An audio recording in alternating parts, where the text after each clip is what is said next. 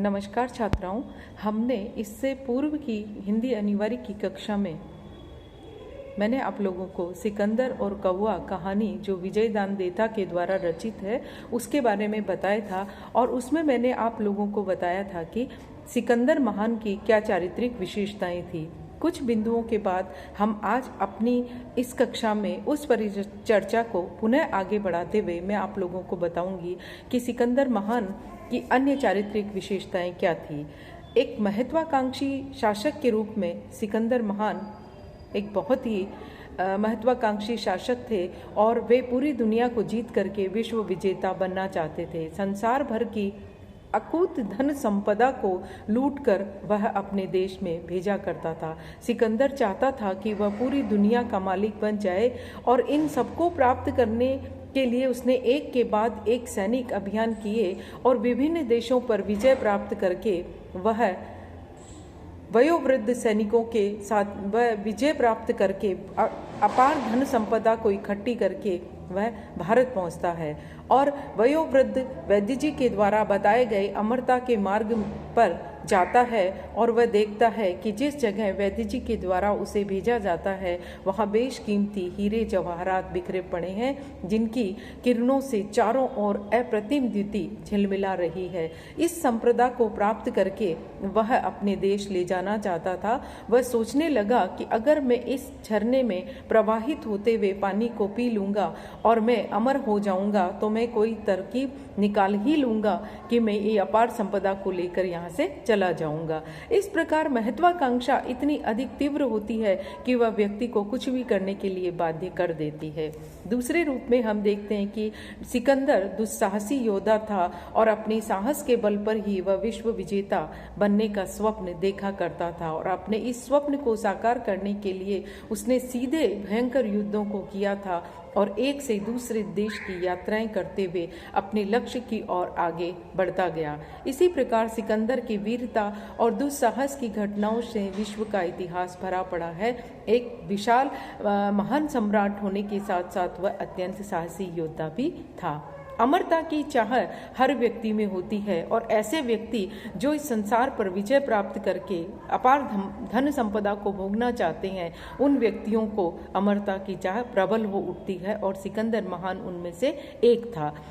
जिसने बहुत बड़ा साम्राज्य खड़ा किया और बहुत विशाल संपत्ति का मालिक बन गया था और वह इन सबको ऐसे ही छोड़ करके एक आम आदमी की तरह संसार से जाना नहीं चाहता था। वह दीर्घ काल तक इस वैभव का आनंद भोगना चाहता था। इसलिए अपने उपचार करने वाले वैद्य जी के सामने उसने अपनी इस अभिव्यक्ति को रखा और अपने मियादी बुखार के दौरान वह बहुत ही पीड़ित रहा, शारीरिक और मानसिक वेदना से ग्रसित भी रहा था। उसे चूंकि अपनी मृत्यु दिखाई देने लगी थी तो वह मृत्यु से भयभीत होकर के संसार को छोड़कर जाना नहीं चाहता था। दूसरी ओर हम देखते हैं कि सिकंदर महान में बाल सुलभ कोमलता भी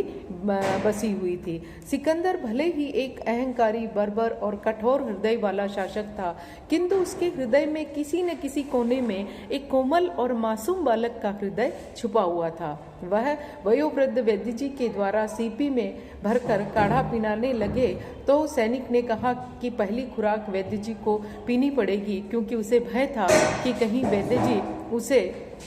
उस दवाई के माध्यम से कुछ और न पिला दे। और इस प्रकार वैद्य जी कहने लगे कि ऐसा कुछ भी नहीं है, अगर आपके हाथ से तो जहर भी पीने को तैयार हूँ, क्योंकि जिस प्रेम से आप मुझे इस सीपी में दवा पिला रहे हैं मुझे अपना बचपन याद आ गया जब मेरी माँ मुझे इस प्रकार दवा पिलाया करती थी। इसलिए वैद्य जी, अगर आप मुझे इस सीपी में जहर भी पिलाएंगे तो मैं आपके हाथ से वो भी पीने के लिए तैयार हूँ। इस प्रकार माँ ओलंपियास के ठेठ बचपन में इसी तरह पिलाई गई दवा के बारे में विचार करके उसका बाल सुलभ मन प्रसन्न हो उठता है। इससे स्पष्ट होता है कि सिकंदर के अंदर भी एक जिज्ञासु, सरल हृदय और अबोध बालक छिपा हुआ था जो वैद्य जी के आत्मीयतापूर्ण, स्नेहपूर्ण और वात्सल्य से परिपूर्ण भावों को पाकर के पुलकित हो उठता है और सिकंदर अपने अंतर्मन में निहित भावों को उमड़ने से रोक नहीं पाता है, तो हम देखते हैं कि व्यक्ति चाहे कितना भी कठोर क्यों न हो, कहीं न कहीं उसके हृदय के कोने में बाल सुलभ सरलता विद्यमान होती है। बस आवश्यकता होती है अपने उन भावों को सरलता से सबके सामने प्रकट करने की। तो हम छात्राओं इस जब सिकंदर के चारित्रिक विशेषताओं के बारे में हम विचार कर रहे थे, तो सारांश रूप में हम ये कह सकते हैं कि सिकंदर का चरित्र एक ऐसे विश्व विजेता सम्राट का है जो क्रूर, अहंकारी और महत्वाकांक्षी होने के साथ साथ वीर योद्धा, दुस्साहसी और आकर्षक व्यक्तित्व और देह का धनी था, तथा बाल सुलभ कोमलता एवं सहज विश्वास और एहसानमंद व्यक्ति का हृदय भी उसमें हमें दिखाई देता था। तो विजयदान देथा के द्वारा जो विचारधाराएं सिकंदर महान के चारित्रिक विशेषताओं के रूप में जो स्पष्ट की गई, प्रकट की गई है, उन सबको मैंने आप लोगों के सामने रखा। आप लोग इसे सुने, समझें और आपके मन में जो भी जिज्ञासा के भाव आए, आप मुझे पुनः अपनी उस जिज्ञासा के प्रश्न पूछ सकते हैं। नमस्कार, धन्यवाद।